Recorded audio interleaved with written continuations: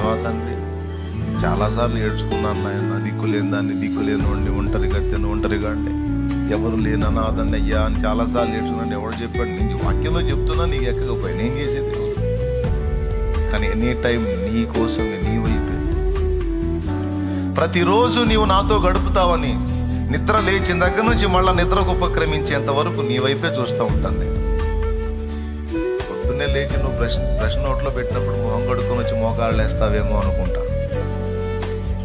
మోకాళ్ళు వేస్తావు, వస్తావు, నాతో కూర్చుంటావు, కాసేపు మాట్లాడతావని, మొహం కడుక్కుంటావు, బ్రేక్ఫాస్ట్ చేస్తావు, తింటావు ఏదో ఒకటి, తిన్న తర్వాత వచ్చి మోకాళ్ళు వేస్తావు. తినక ముందు స్నానానికి పోతావు, అప్పుడన్నా స్నానం చేసుకొని వచ్చి మోకాళ్ళు, ఆ ఫ్రెష్నెస్లో మోకాళ్ళు వేస్తావు అనుకుంటా. కొంతమంది మోకాళ్ళు వేస్తారు, చక్కగా స్నానం చేసుకొని వచ్చి ముందు ఫ్రెష్గా మోకాళ్ళు వేసి బాగా కాసేపు గడుపుతారు, సంతోషం. అట్లా నువ్వు చేసే ప్రతి పని తర్వాత నువ్వు స్నానం చేసుకొని ఏదో తిని వెళ్ళిపోతావు.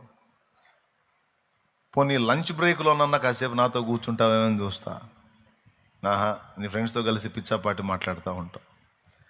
సరేలే, ఏదో బిడ్డ బిజీలో ఉన్నాడు, సాయంత్రం వస్తాడు కదా, వచ్చిన తర్వాత స్నానం చేసుకున్నప్పుడు కూర్చుంటాడు.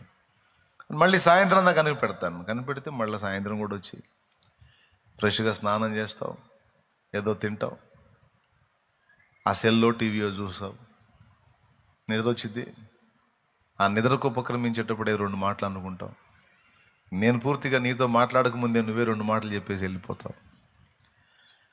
ఇలా సంవత్సరాలు నీవు నన్ను నిర్లక్ష్యం చేసిన ఒక్కరోజు కూడా నేను నిన్ను ఎడబాయలేదు నా కుమారుడా అంటాడు ఆయన.